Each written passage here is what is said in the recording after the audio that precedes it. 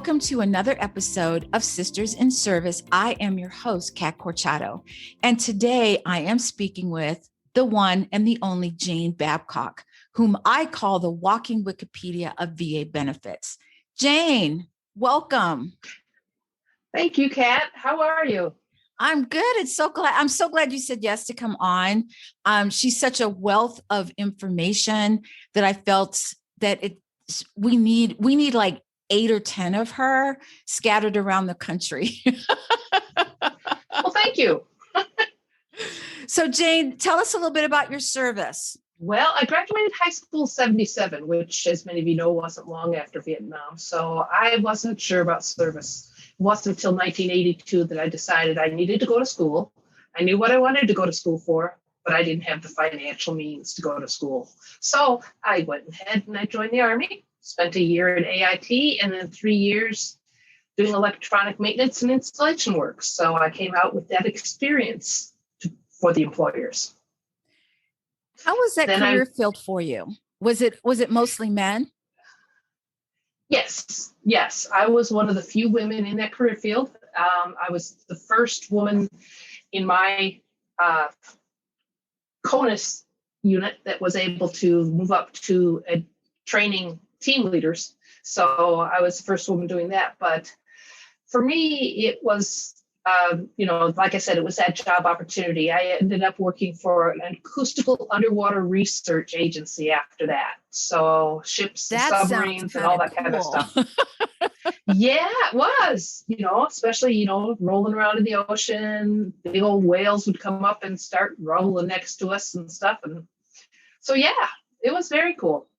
But after a year, I realized I missed the people, the sense of bond and the camaraderie that comes with it. So I joined the reserves, and I worked in a communications unit, activated for Hurricane Hugo and San Francisco earthquake and things like that. Eventually came back here to Wisconsin, got into a military intelligence unit, and that was a training unit. So I would go on duty from May to September with them. I was helping set up the schoolhouse, run it during the summer, and then close it up for the fall. So, and I came out here for 3 years as a recruiter, and we liked it so much. This is where our landing zone was, this side of Wisconsin. Where are you located again in Wisconsin? It's shaped like a mitten. So if you go to the crotch of the mitten by the thumb, that's Green Bay. Go a half an hour south of there. Wow. Right on, I'm about 8-10 blocks off of Lake Michigan. It sounds really cold, just saying. Yeah, we had some snow this year. Not a lot of it, but we got it late in the year. So we definitely had some snow in April. So when you finally left the reserves, did you find that you had a hard time transitioning? I had a one and done type transition. I was injured on active duty out at the high tech in California. Came back here. My injuries progressed. Turns out I'd blown out a disc in my neck. Didn't realize it. Kept fighting that. Couldn't do sit-ups or any of that kind of stuff. So I went into the neurosurgeon, and he said, "We got to slice your throat." And I went down to the unit. I was pretty much stoned on Vicodin at the time. Walked in, said, they want to do surgery. And they said, "Well, we're leaving for Afghanistan in a couple months." And I said, "Well, I don't have any choice. I can barely feel my right arm." And they said, "Okay, sign here. You're in the retired reserves now." And that was my transition. Wow. Yep. I didn't even turn in equipment or anything.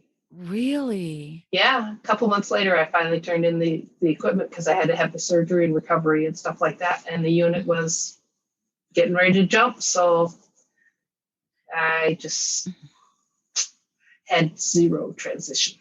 Was it Didn't hard even know about the you? VA. Yeah. Well, join the club. Was it, did you miss being around other military people or even veterans, or was it, or no? Yes. Oh, very much so. We have a different sense of family, a different sense of taking care of each other. and looking out for each other and things like that. So when I did, that abrupt change for me, I didn't realize how much it would affect me until months later when I was like, these people that I'm so close with, I don't know where they are. I'm worried about them. I knew they were overseas and things like that. And so we stayed in touch. I would send care packages over. And, in certain countries, you have certain contraband items you're not supposed to send, like magazines of some certain nature. So I would tell the guys, make sure you tear the box all the way down flat. Maybe something in between the flaps. So, but we stayed in touch that way. And then 4 years later, somebody said to me, well, why aren't you going to the VA? I said, well, I don't know. And then the CVSO job, County Veteran Service Officer job, opened up. Mm-hmm. I thought, oh, that sounds interesting. I went and took the civil service test and all that stuff. They hired me, and I went, daggone, I could have gone to the VA for my surgery, right? My physical therapy and my medications and blah, blah, all blah, of blah, it. blah. Right. Yeah. So for those of you, I'm sorry, Jane, go ahead. Oh, that's okay. No, I was going to say, it's important. It is. And that's why she's on the show today. Okay. This might be a 2-hour conversation, just saying. No, I'm joking. So for those of you that don't know, Jane is well-versed in VA healthcare, compensation, wartime pension, widow and or widower benefits, and chemical exposure diseases. And she helps you, us, the veteran, to understand our current and or future benefits. So, Jane, what's the number one most common question you get from veterans? Or do you have one? It depends on the age group, really. The younger ones come home, and of course, they're all interested in education benefits. And, whether or not they qualify for unemployment. And yes, you do. So file for that unemployment when you get home. And then also find out what your state has to offer for benefits. Here in Wisconsin, we can do, after your federal GI Bill is out, we can turn around and give you 4 more years, 128 credits. So you can go for a master's here in the state of Wisconsin. Wow. Free tuition. Doesn't give you the living stipend and the stuff, but it does give you that tuition for free. Yes, that's huge. Oh, very much so. And the better benefit is if you are rated 30%, say for a bad knee, hearing loss, other things like that, your family gets it. Your children up to the age 23 unmarried or 26 unmarried, and your spouse for 10 years after the last child turns 18. How cold does it get in Wisconsin? Just asking. I'm just thinking it over. Yes. So when it's beautiful up here in the summertime. I'm sitting here with the windows open and enjoying it. So when you have active duty people that are getting ready to become veterans, what's the number one mistake that they make either prior to leaving service or after leaving service about their VA benefits? Well, the first is the prior to leaving service. They really, really, absolutely have to give themselves at least a year. You've got a lot of investigating to do. You need to look at the career field you're thinking you want to go into, what kind of money it's going to provide you. And every state has the information at the Department of Labor to tell you what the average starting pay is. Because remember, you may be coming out as a sergeant and you have the Army skills, but you're not going to start as a team boss in the civilian world. They're going to have you take a step back so you could show them your job skills, and then they're going to promote you up. So you're going to start a step or two below what you think you might be. Mm-hmm. And so you need to know what that wage is, what the cost of housing is, rent or mortgage. Cost of living is way different in Sacramento, California. The house that I bought when I was the house I owned when I went to Sacramento to the high tech, I saw almost a duplicate house on half the yard, no garage, 200 square feet smaller than what my house was. and they wanted 5 times what I paid for my house. That's just ridiculous. That doesn't make any sense. Yes. When they're getting out, as far as their VA benefits, because in the transition assistance program, which I had hoped had changed by now, I think it has, but it's still not where it should be. What are some of the things that they should pay attention to? Or is it better to go to the VA and ask questions there? What should they do when prior to leaving, knowing about their VA benefits? Yeah, you need to do 2 things. One, yes, talk to the VA there, but every VA is a little unique. If you have 3 areas of the United States that you're considering going to, you want to get a hold and see if they have state or county veteran service officers, because those are the folks that are going to know all the state benefits. After all, if you're going to take a job in Kansas City on one side of the river, but living on the other side of the river is going to give you those 4 years education benefit, guess where you should probably look for housing? It's one thing to take a job, and it's another to survive life and to advance, and then find out that maybe that job didn't fit. But see, no one tells you that. They just say, oh, apply. I mean, even when I was getting out, I was told specifically that I was not allowed to even think about applying at the VA for anything because I was a retiree. Has that changed now? No. If you were damaged or injured in service, you're entitled to VA benefits. Your retirement and your Social Security are things that you have paid into all these years. That is totally yours. You own that. Mm-hmm. VA comes into play when you're talking about things like, okay, sure, you have TRICARE, so you can go to the civilian doctors. But if your injury or illness is caused by your service, the VA needs to take care of it. 2 reasons. 1, they're responsible for it. 2, they have studies specifically about that type of illness or, all the jobs or the skills that go to treating a traumatic brain injury.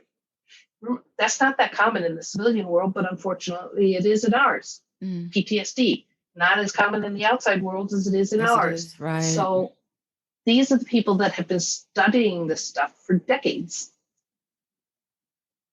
That's where you want to go. And you want to get on those registries. If you're a TBI victim, you want to be on the TBI registry. That way, anything new that comes out, you're going to find out about. Right. It's just like with anything else. When I first started this podcast, I went on every podcast newsletter, everything I could find out about podcasting, and eventually you're like, okay, I don't need that, but I do need this. So it's kind of just, fill up your pot and then throw out what you think you don't need. When should a veteran start when applying for VA benefits? So someone's getting out of the military, and this is more for people who have been in either a short amount of time, but were injured, or those people who are in for 20, 25, 30 years, and they're getting overloaded with information. Do this, take this, blah, blah, blah. Where should someone start? Should they start by asking questions at the VA, by getting a VSO? Did I say that right? Yes. Okay. Veteran Service Officer. Mm-hmm. Where do they start to get their questions answered? You want a Veteran Service Officer. There are folks in the military, and they know all the programs on the military side of the house as far as retirement and retirement benefits. Unfortunately, there's a lot of, especially Reserve and National Guard, there's a lot of unit administrators and commanders that have zero clue about what to do with a soldier that's been injured and then come back to their unit, and it's progressed to the point where when they get their VA exam, they're unfit for duty. If I had a unit administrator, and I don't blame him, I know that it was ignorance. So I should have been sent for a medical exam. I should have been forced to take an exit exam because I was facing surgery, which means that they put you at temporary 100% disability. After recovery, then they decide whether or not you're still fit to serve on duty.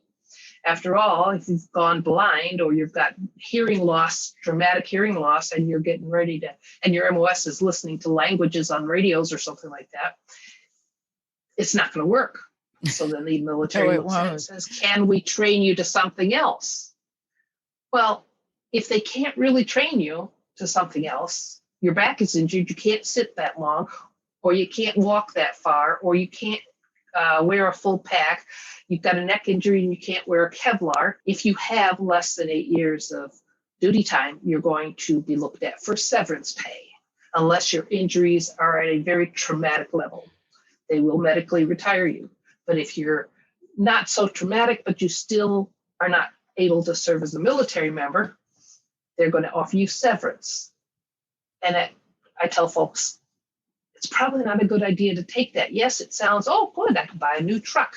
Right. The problem is they're going to hold off your VA benefits until you've gotten the equivalent. So now you may have lost 2 years worth of monthly income. Wow. So maybe taking that severance isn't such a good idea after all. In the Air Force, they will, if you're can no longer do your job at whatever it is you do, maybe it's jumping out of airplanes, I don't know, and you get injured, I know that they sometimes will give you the opportunity to cross-train into a different AFSC, MOS. I don't know what they call it now. I've been out for 21 years, so excuse me if I got it wrong.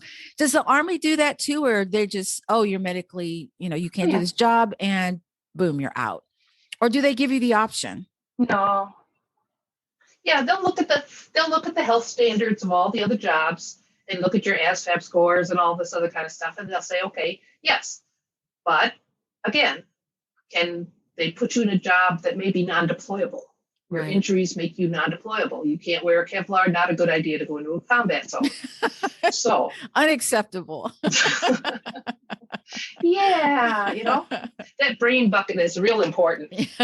So then they say, okay, can we retrain this person? Will they meet the physical requirements and things like that? Okay. Nope. We can't find a job that would fit. Then they'll offer either severance or medical retirement. So it depends on your level of disability and your time in service and all that stuff as to what they offer you for an exit packet. If you are rated high enough, they're going to put you on medical retirement. For Reserve and National Guard, that could be so important. Right. With 21 and a half years in, and the disabilities I was facing, torn tendons and ligaments in my shoulder, blown out disc in my neck and everything. And, it was my right shoulder. I couldn't carry a weapon. But yet nobody said VA or VA exam or any of that kind of stuff. So that medical retirement would have been vital for me for an income instead of waiting till I was 60 years old to get it. Right. Here's a question for you. So if I am getting ready to get out and I've been injured, a hip or a shoulder, an ankle, a knee, or all of the above, how do I find out what my benefits are with the VA? How do you go about is that where your VSO comes in? Yep. That is your best person to go to because they understand the VA side of it. And like myself, they usually have at least some training, or myself, I'm a geek. I like to read regulations. So I learned all the little rules about, 8 years and percentages and unfit for duty and what it affects, all that stuff. So your active duty component is going to know all those. The person on the outside is more likely to say, write a letter about that. The VA rater wants to know how often, to what degree, how much pain, how much ibuprofen you take. The active duty guys aren't likely to tell you those things. They're just going to say, go get your exam, because that's what they think they're supposed to do. But that personal statement in your file influences the rater. Today, I'm having a good day. I can bend over and touch my knees, but I can't touch the floor, so I've lost range of motion in my back. Right. That's what they're going to rate you on. They're going to rate you on pain, what is taken away from the quality of your life. But the guys on active duty they're more concerned with getting your exam and getting you out the door. Right. The one thing that I had heard, and tell me if this is still true, is when I got out and he said, make sure that you have either your original copy or the original or a copy of your medical records. Is that still true today? Well, today with the electronic medical records, it isn't necessarily true. Okay, I was talking about the olden days, but back no, back when they still wrote with a stone tablet and a chisel. I know. Been there. But yes, if you have paper files, absolutely get a copy of it. And be careful of lab results. They usually stack those little lab slips up. Well, only the one on top shows you all the results, and the rest just show you the bottom of the page. Right. So you actually want to have those lab results, because after all, if you had symptoms of kidney failure or kidney problems, you want to go as far back into the history and be able to say, well, yeah, look, I started developing it right after I got back from the sandbox or something. So yes, if you have paper medical records, get a copy. If you have been in only a couple of years now, then everything's going to be electronic. But if you have gone for mental health counseling, those records are separate. Those are classified in a different way, so they're not in your general medical records. So if you were going to the counseling center at the hospital or something, you want to get over, and they could put it on a disk, because after all, it's easier to transport. But those are separate. And when the VA does the request for medical records, those aren't going to be in the general download. So if someone is suffering from PTSD or has a TBI, traumatic brain injury, is that in a different medical folder? Because is that considered? The mental health. Yes. Is that considered right. But part of that? Traumatic brain injury being physical will be in your regular records. Oh, got it. Run you through the MRIs and CAT scans and all that other stuff. So that'll all be in your general record. So when you go to your VSO, you bring your records with you, correct? Yes. And your VSO is going to look through there and do what? And they're going to look for things like, okay, well, you complain multiple times throughout your military career or your 2 years in the service of having discomfort or pain in your knee. Did you go and get checked out? Did you find out whether or not that is a meniscus problem? Since you haven't exited yet, go back and push the military service to do that scan. Find out, give you a solid diagnosis, because that's solid diagnosis. The VA looks at it as any injury or illness caused by or aggravated by service that's a chronic detractor from the quality of life and has a current diagnosis. If you never get that knee diagnosed, they don't know which code to look under for rating it. Right.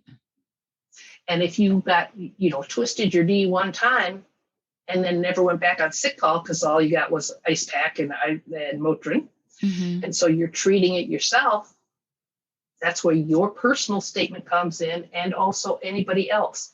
Say you used to play softball on the unit team or whatever, and you stopped playing it because your knee would swell up or you couldn't round the bases without your knee giving out. So the guys in the unit can write statements about, yeah, he used to play on the team, but he went running around the base one time and this happened. That's a witness statement.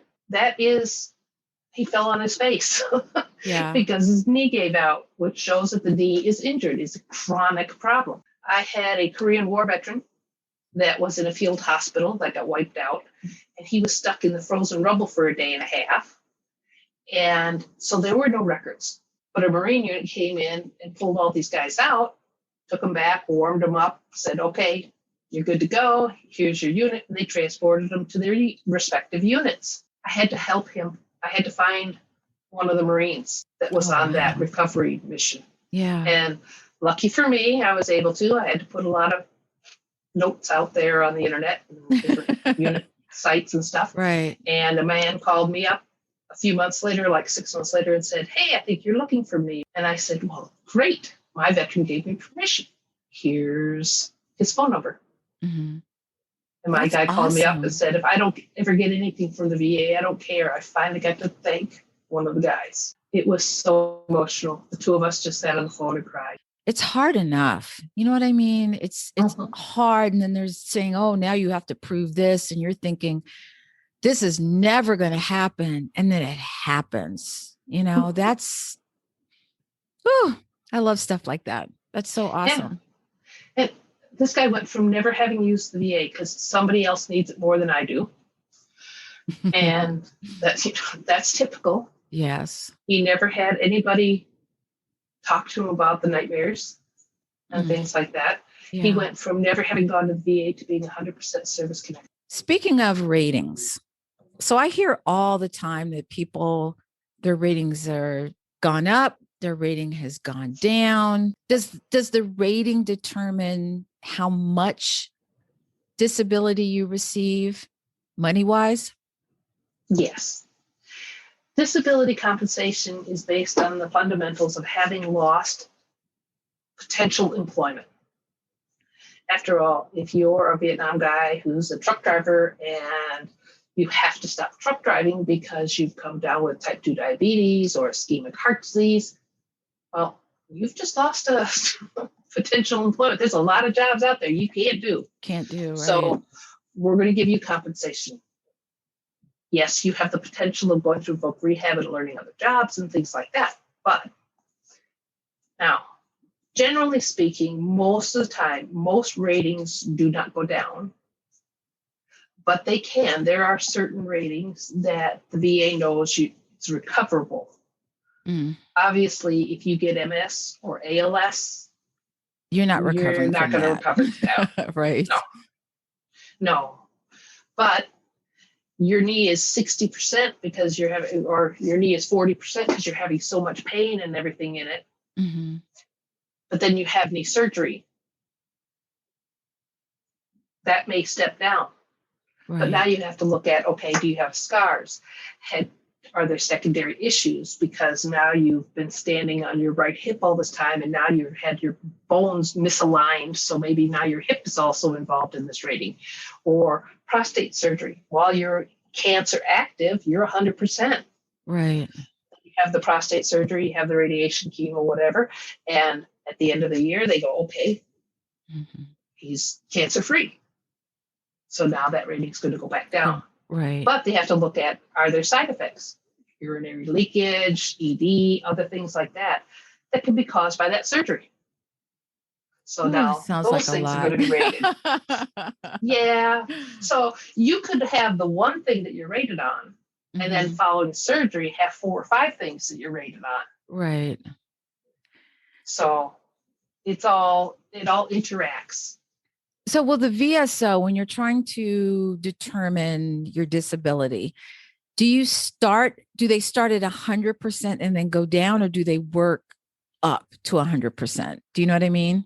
They work up to 100%, but they have the most funky math you ever saw. Kind of like real estate math. It makes no sense. Yeah, because 50, 10, and 10 only adds up to 60 for your right ankle. Jumped out of a Humvee, twisted your ankle and your knee. Okay, gives you problems occasionally. Not a lot of loss of range of motion, but it is still unstable. Mm-hmm. So you get 10% for your ankle. So that's 10% of the 50 healthy. So that's going to round up to 60. Okay. But now you have a second 10% for your knee. That's going to be 10% of the 45 healthy. Oh my! So that's 4.5. That makes my head hurt. Wow. So yeah, it's very bizarre math. But there are also a lot of things that are called special monthly compensations. Right. But you're having a knee replacement. You're going to be housebound for quite some time. You're probably going to go into assisted living, physical therapy, and all this other kind of stuff. And the VA will pay for all that. But you're also housebound, and you need aid and attendance because you can't get out and bathe yourself and everything else. Right. So those are additional special monthly compensations. They're just a flat rate. If you need help with daily tasks of living, dressing, bathing, personal hygiene, food preparation, medication monitoring, a whole bunch of them. But you have enough of those that you need help with, you get the same amount of money as the guy that is totally bedridden and can't do a thing for himself. Aid in attendance, housebound. Those all apply. So, but if you don't know they're there and you don't ask for them, they won't say anything. You're like, yeah, generally speaking, but most raters are pretty good. They recognize, okay, this is his condition, odds are, and they'll send you, when they send you their letter saying, yes, we've given you the temporary 100%. By the way, did you intend to claim this? There are some really great raters out there. Right. A lot of them are veterans too, but some of them are civilians and some of them don't have the experience to know that there's that additional benefit. It's, we're all human. It's a lot, that's a lot, that's just on top of everything else, but it's also really important, that you get that rating and get that squared away and then, do everything else that you need to. That's a lot on your plate, but it's also really important to do that so that the longer you wait, the harder it's going to be, or maybe, whatever you had before has now multiplied, well, not multiplied, but it's started other things. Now you've got other things wrong with you because of that. And so if you had gone in the very beginning, that maybe they would have upped your disability percentage because of what it cost. Is that correct? Did I get it right? Yes. In a roundabout way? Yes, in a roundabout way. Another veteran came in and he literally had no range of motion in his ankle. His ankle was completely seized up with arthritis, and he was still walking around on a 10% rating. Things that the VSO is not going to send you down for a re-exam if they feel your rating's going to go down. Mm-hmm. But every so often, the VA will say, especially if you are receiving 100% based on unemployability, the VA will say, every so many years, okay, based on your medical records at the VA, or maybe you're not using the VA for your treatment, we need to have you come in and we want to make sure that you're still eligible for unemployability. Right. Keep hearing, if you're working on under the table, be careful, they may catch you. I keep hearing stories of veterans who have been out for years and years, and they go to the VA for the first time and they find out that there's 60-80% disability. So how long after service can you still go to the VA? Always, anytime. Really? My Korean War veteran, he was in his 80s. Mm-hmm. He'd never used it, but we filed the claim. He had literally walked into my office on 2 4-pointed canes because of the frostbite damage had killed the nerves in his legs. Oh my goodness. And he came in just to ask if the VA could give him a scooter. Oh, did he get his scooter? Oh, yeah. And more. And more. By the time he got his back pay, he easily had over $18,000 in back pay. He was just flabbergasted. Yeah, he was probably more like $30,000 in back pay because it took us 6 months to get that witness. Yeah. Once we got that witness, because we filed that claim right away. Mm-hmm. And you have that 1-year window. So for his case, it took us 6 months to get that witness. And the VA, VA can't battle that. Wow. That was a eyewitness standing there just as good as the camera. That's a big win. That's a big win. I hope you will continue to listen to this interview on July 20th, where I will continue to speak with Jane Babcock about the services that are available to women at the VA. Until then, please be safe, take care of each other, and until next time.